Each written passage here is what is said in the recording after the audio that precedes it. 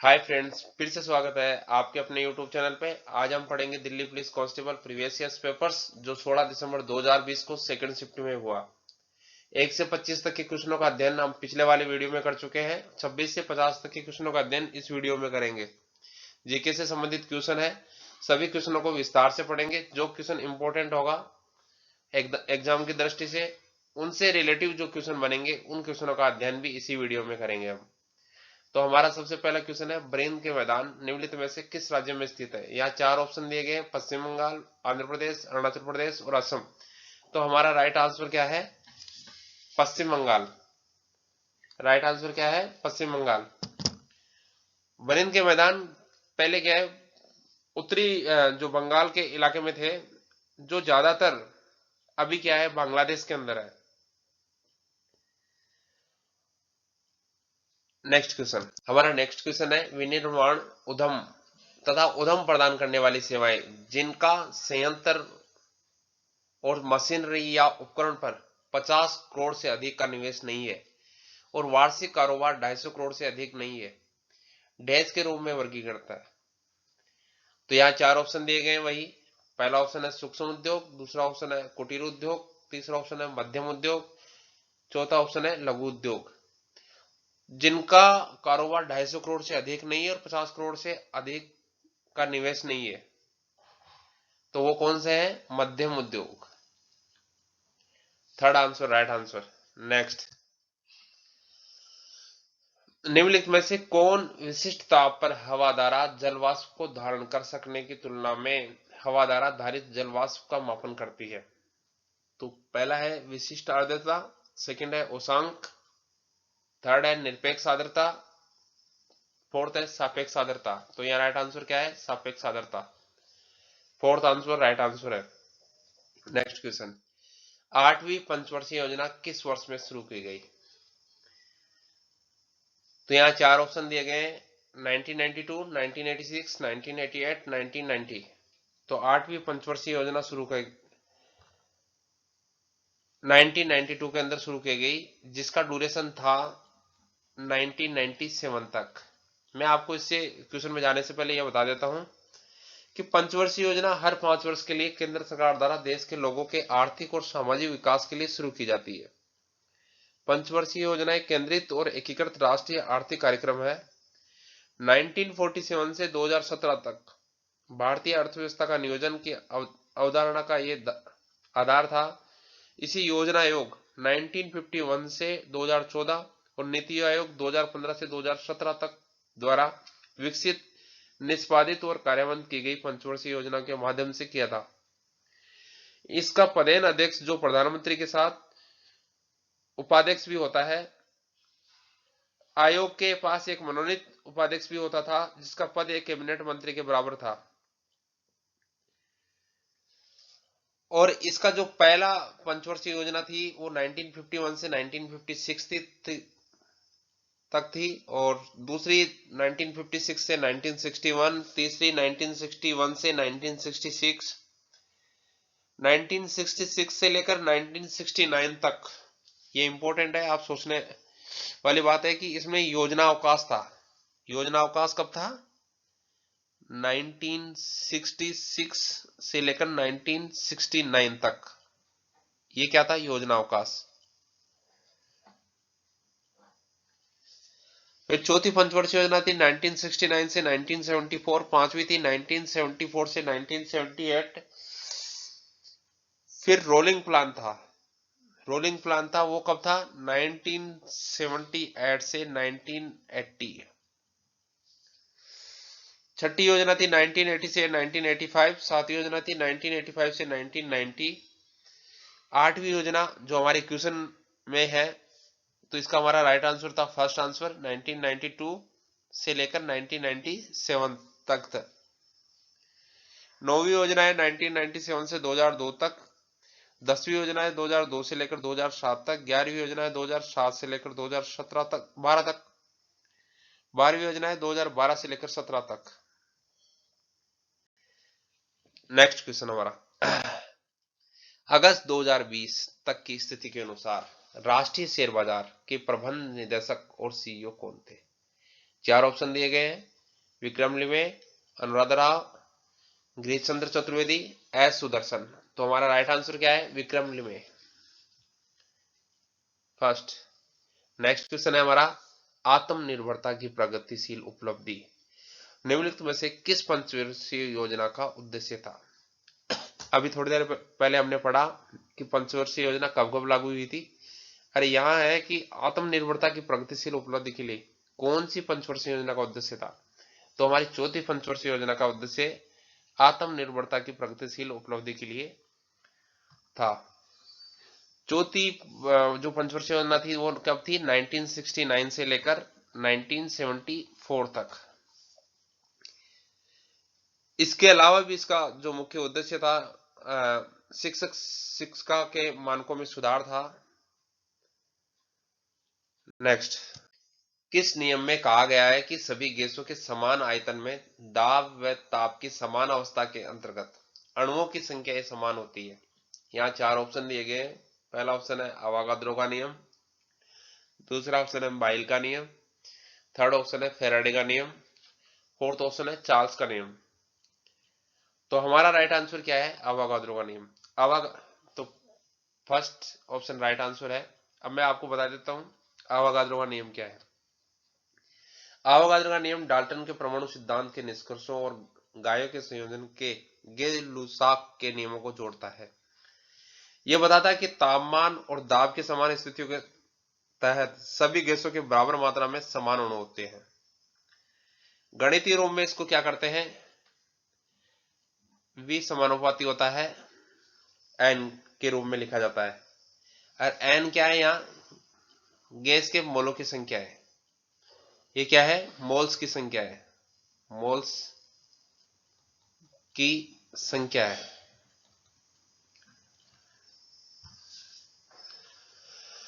Next वाला है हमारा ऑप्शन दिया हुआ है कि बाइल का नियम। बाइल का नियम क्या कहता है, निरंतर तापमान पर गैस के निश्चित मात्रा का दाब उसकी मात्रा के साथ होता है। तो इसको हम गणितीय रूप में दिखा सकते हैं P अपॉन 1/V।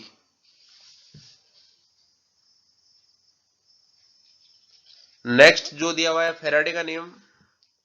फैराडे का नियम क्या है, विद्युत चुंबकीय प्रेरण का नियम या अधिक प्रचलित नाम फैराडे के प्रेरण का नियम विद्युत चुंबक का एक मौलिक नियम है। ट्रांसफार्मरों, विद्युत जनरेटरों आदि के कार्य प्रणाली इसी सिद्धांत पर काम करती है। फोर्थ नियम है चार्ल्स का नियम। निरंतर दाब में किसी गैस के निश्चित द्रव्यमान का आयतन सीधे उसके निरपेक्ष तापमान के समानुपाती होता है, तापमान के समानुपाती होता है। या इसको हम लिख सकते हैं कि V/T के यहां क्या है, कांस्टेंट है, कांस्टेंट है। हमारा राइट आंसर क्या था, अवागाद्रो का नियम। मैं एक बार दोबारा बता देता हूं, अवागाद्रो का नियम डाल्टन के सिद्धांत के निष्कर्षों और गाय के संयोजन के लुसाक के नियम को जोड़ता है। यह नियम बोलता है कि तापमान और दाब के की समान स्थितियों के तहत सभी गैसों के बराबर मात्रा में समान अणु होते हैं।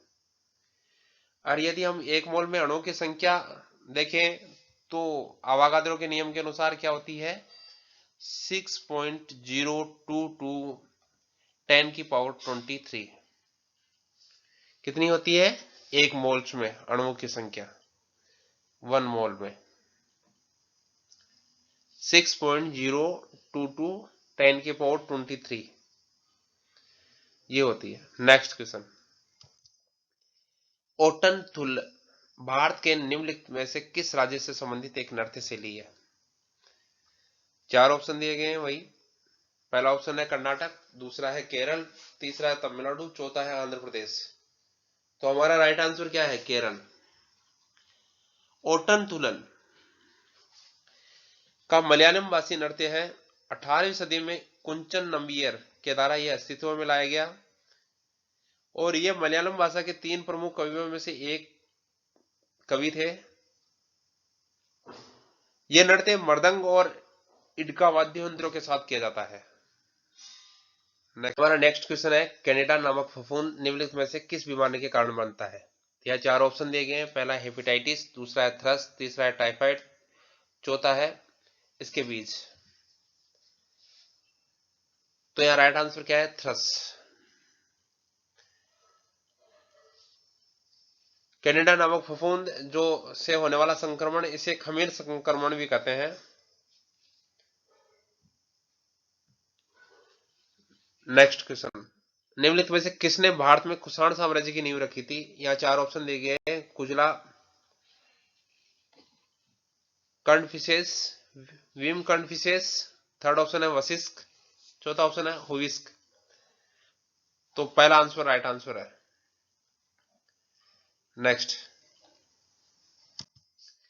श्रीदेवी गर्ल वुमन सुपरस्टार पुस्तक के लेखक लेखिका कौन है? तो चार ऑप्शन दिए हुए। पहला ऑप्शन है सत्यार्थ नायक, दूसरा है अदिता काला, तीसरा है मीनाक्षी माधवन, चौथा है स्वाति कौशल। थोड़ा सोचे ये कौन इसका लेखक है। तो इसका राइट आंसर है सत्यार्थ प्रकाश।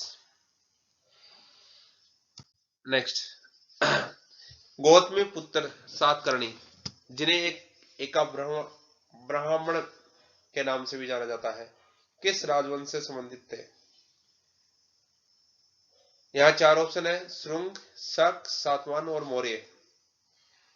गौतमीपुत्र सातकर्णी क्षत्रिय मराठा सातवाहन राजवंश के 23वें सम्राट थे।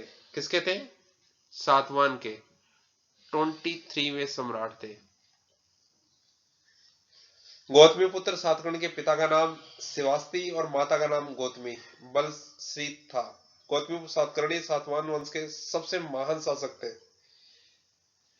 जन्म की तारीख 78 ईस्वी पूर्व थी। मृत्यु इन्होंने 102 यानी 102 ईस्वी में, और माता पिता गौतमी बालाश्री और शिवास्ती थे।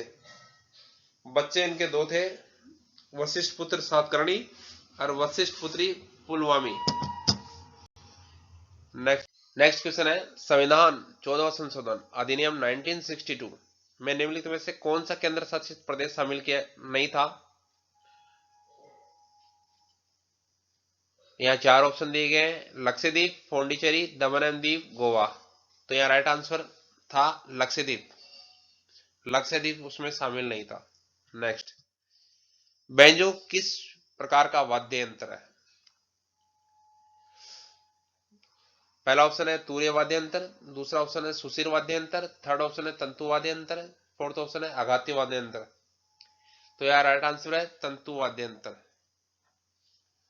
एक तयंतु वाद्य यंत्र एक संगीत वाद्य यंत्र है जो तारों में कंपन के माध्यम से ध्वनि उत्पन्न करता है।